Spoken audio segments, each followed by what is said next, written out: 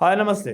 నేను మీ జర్నలిస్ట్ రెహమాన్‌ని. కృష్ణా జిల్లాలో గన్నవరం నియోజకవర్గం చాలా కీలకమైంది. ముఖ్యంగా కృష్ణా జిల్లా అంటేనే రాజకీయంగా చాలా చైతన్యం కలిగిన జిల్లాగా అందరూ చెప్తారు. సో, అటువంటి కృష్ణా జిల్లాలో గన్నవరం అని చెప్పగానే ఒక్కసారిగా గుర్తొచ్చే పేరు ఒకే ఒకటి వల్లభనేని వంశీ. వాస్తవానికి గన్నవరం నియోజకవర్గం తెలుగుదేశం పార్టీకి పెట్టని కోటగా చెప్పవచ్చు. అటువంటి గన్నవరంలో ఈసారి పరిస్థితులు మారుతున్నాయి. ఈసారి గన్నవరం మునుపటిలా ఉండబోదు. ఈసారి గన్నవరం వైఎస్ఆర్ కాంగ్రెస్ పార్టీకి అనుకూలంగా మారుతుంది అనే వాదన క్రమంగా బలపడుతోంది.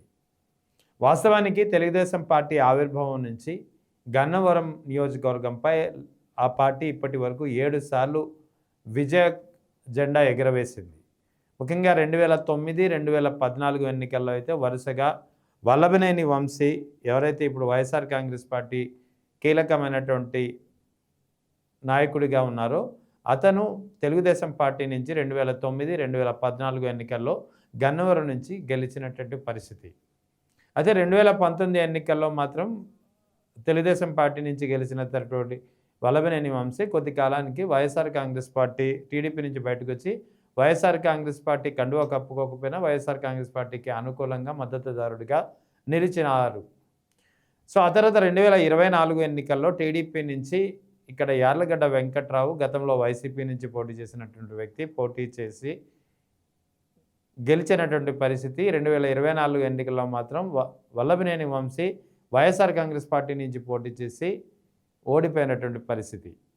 సో, ఆ తర్వాత గన్నవరంలో 2024లో ముఖ్యంగా కూటమి ప్రభుత్వం అధికారంలోకి వచ్చిన తర్వాత ఏదైతే రెడ్ బుక్ రాజ్యాంగం అని చెప్పవచ్చు, లేదా అక్రమ కేసుల బనాయింపు కార్యక్రమాలని చెప్పవచ్చు, ఇటువంటి అన్ని కార్యక్రమాల నేపథ్యంలో ముఖ్యంగా ముందుగా బలైనటువంటి వైఎస్ఆర్ కాంగ్రెస్ పార్టీ నేత ఎవరైనా ఉన్నారు అంటే అది కేవలం వల్లభనేని వంశీ అని చెప్పవచ్చు. ఇంకా ఇతర నాయకులు కూడా ఉన్నారు. అయితే వల్లభనేని వంశీ అయితే ఏకంగా 4.5 నెలలు ఏకంగా 137 రోజులు ఆయన జైల్లో గడిపినటువంటి పరిస్థితి. ఒకదాని వెంట ఒక కేసులు కడుతూ మొత్తానికి జైలు నుంచి బయటికి రాకుండా చేశారు. ఎట్టకేలకు 137 రోజుల సుదీర్ఘ జైలు జీవితం విజయవాడ జైల్లో గడిపినటువంటి వల్లభనేని వంశీ ఆ తర్వాత అన్ని కేసుల్లోనూ బెయిల్ లభించడంతో ఆయన బయటకు వచ్చిన పరిస్థితి. అదే సమయంలో విజయవాడ జైల్లో ఉన్నప్పుడు ఈ 137 రోజులు 4.5 నెలల పాటు ఉన్నప్పుడు ఆయనకి లంగ్స్ సంబంధించినటువంటి సమస్యలు ఏర్పడ్డాయి. ఈ సమస్యల కారణంగా చాలా వరకు ఆయన ఆరోగ్యం క్షీణించింది. ఒక దశలో జైలు నుంచి బయటకు వచ్చిన తర్వాత వల్లభనేని వంశీని చూసి అందరూ షాక్ అయినటువంటి పరిస్థితి. నిజంగా ఇంత ఆరోగ్యం ఇంతలా క్షీణించిందేంటి, ఇంతలా వీక్ అయిపోయారటని. సో, క్రమంగా తర్వాత అయితే కోలుకున్నారు. ఇప్పుడే ఆయన నియోజకవర్గంలో పర్యటిస్తున్నారు. నియోజకవర్గంలో పర్యటించే కొద్దీ వల్లభనేని వంశీ జైలు జీవితం నుంచి బయటకు వచ్చి నియోజకవర్గ ప్రజలతో తిరిగి టచ్‌లోకి వచ్చే కొద్దీ నియోజకవర్గంలోని వివిధ ప్రాంతాలని పర్యటించే కొద్దీ బయటకు వచ్చినటువంటి ప్రతిసారి పెద్ద ఎత్తున జనం నుంచి ఒక స్పందన కనిపిస్తోంది. తమ నాయకుడు తిరిగి వచ్చాడనే కారణం కావచ్చు, లేదా తమ నాయకుడిని ఇన్నాళ్ళు అక్రమంగా కేసులు పెట్టి బనాయించి జైలు పాలు చేసి అతని ఆరోగ్యం కూడా క్షీణించేలా చేశారనే ఒక దుగ్ధ కావచ్చు, ఒక విమర్శ కావచ్చు, మొత్తానికి ఆ ప్రజల నుంచి అయితే పెద్ద ఎత్తున స్పందన వ్యక్తమవుతుంది. సో, ఓవరాల్‌గా గన్నవరంలో అయితే పరిస్థితులు క్రమంగా మారుతున్నాయి. సో, ఓవైపు ప్రభుత్వం 2 ఏళ్ల కూటమి ప్రభుత్వం చేసినటువంటి నిర్వాకాల వల్ల కావచ్చు, 2 ఏళ్ల కూటమి ప్రభుత్వం తీసుకున్నటువంటి ప్రభుత్వ వ్యతిరేక నిర్ణయాలు కావచ్చు, లేదా ఇతరత్రా ప్రజలకు సంబంధించినటువంటి పనులు సరిగ్గా అమలు కాకపోవడం, జరగకపోవడం కావచ్చు. ఇలా రకరకాలుగా ప్రభుత్వంపై తీవ్రమైనటువంటి వ్యతిరేకత ఏదైతే ఉందో క్షేత్రస్థాయిలో అది ఒక్కసారిగా మనం గన్నవరం నియోజకవర్గంలో పెద్ద ఎత్తున కనిపిస్తుంది.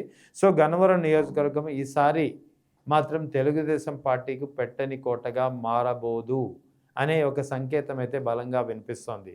ఎందుకంటే తెలుగుదేశం పార్టీ ఆవిర్భావం నుంచి ఆ పార్టీ గన్నవరం నియోజకవర్గంలో ఏకంగా 7 సార్లు గెలిచింది. 2009లో గెలిచింది, 2014లో గెలిచింది, 2019లో గెలిచింది, 2024లో గెలిచింది. వరుసగా గత 4 ఎన్నికలు తీసుకున్న 4 సార్లు టీడీపీ జెండాని గన్నవరంలో ఎగిరినటువంటి పరిస్థితి. 2019లో అయితే 2009లో, 2014లో, 2019లో, 2024లో. సో, ఓవరాల్‌గా గన్నవరం నియోజకవర్గంలో తెలుగుదేశం పార్టీ గత 4 పర్యాలు నెగ్గడమే కాకుండా అంతకుముందు 3 పర్యాలు నెగ్గింది. మొత్తం 7 సార్లు టీడీపీ కైవసం చేసుకున్నటువంటి నియోజకవర్గం గన్నవరం. అటువంటి గన్నవరం నియోజకవర్గంలో ఈసారి తెలుగుదేశం పార్టీ బలహీనపడుతుంది. యార్లగడ్డ వెంకట్రావు ఎవరైతే అక్కడ సిట్టింగ్ ఎమ్మెల్యేగా ప్రస్తుత ఎమ్మెల్యేగా ఉన్నారో ఆయనపై పెద్ద ఎత్తున వ్యతిరేకత కనిపిస్తోంది. అదే సమయంలో ఒకవైపు సిట్టింగ్ ఎమ్మెల్యేపై వ్యతిరేకత కనిపిస్తోంది, మరోవైపు కూటమి ప్రభుత్వం తీసుకున్నటువంటి నిర్ణయాలపై ప్రజా వ్యతిరేక విధానాలు ఏదైతే ప్రభుత్వం తీసుకుంటుందో దానిపై కనిపిస్తున్నటువంటి ఆగ్రహం కావచ్చు, అసంతృప్తి కావచ్చు, వ్యతిరేకత కావచ్చు, దాని ఎఫెక్ట్ కావచ్చు. మరోవైపు వల్లభనేని వంశీ ఎవరైతే గతంలో అక్కడ 2 సార్లు ఎమ్మెల్యేగా పనిచేశారో, ముఖ్యంగా అది తెలుగుదేశం పార్టీ నుంచి అయితే ఆయన గెలిచి ఉండొచ్చు, కానీ వల్లభనేని వంశీ అంటే ప్రజల్లో ఇప్పుడు అందుబాటులో ఉండే వ్యక్తిగా అందరికీ తెలిసినటువంటి సుపరిచితమైనటువంటి పేరు గన్నవరం నియోజకవర్గంలో. అటువంటి వ్యక్తిని 137 రోజుల పాటు అక్రమ కేసులు బనాయించి జైలు పాలు చేశారనే ఒక సానుభూతి పెద్ద ఎత్తున వర్కౌట్ అవుతున్నట్టు కనిపిస్తుంది. దీనికి తోడు ఆ జైలులో ఉన్న కాలంలోనే ఆయన లంగ్స్ సంబంధించినటువంటి అనారోగ్య సమస్యలను ఆయన ఎదుర్కొన్నారు. సో ఓవరాల్గా జైలు జీవితం ఏదైతే కూటమి ప్రభుత్వం అధికారంలోకి రాగానే వల్లభనేని వంశీపై కేసులు బనాయించి ఆయన్ని 137 రోజుల పాటు విజయవాడ జైల్లో మగ్గేలా చేసిందో దీని ఎఫెక్ట్ అనేది గన్నవరం నియోజకవర్గంపై చాలా స్పష్టంగా కనిపిస్తోంది.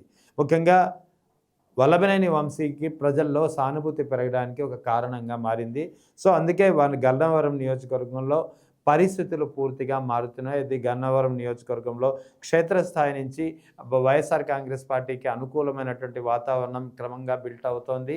సో ఇది 2029 ఎన్నికల నాటికి మరింత పెరిగే అవకాశాలు ఉన్నాయనేది చాలామంది విశ్లేషకులు చెబుతున్నటువంటి మాట. సో ఈసారి అంటే 2029 ఎన్నికల్లో గన్నవరం కోటపై తెలుగుదేశం జెండా ఎగిరే అవకాశాలు లేవు. ఖచ్చితంగా వైఎస్ఆర్ కాంగ్రెస్ పార్టీ జెండా ఎగరవచ్చు. వల్లభనేని వంశీ తిరిగి గన్నవరం నియోజకవర్గం నుంచి ఎమ్మెల్యేగా అవుతారు.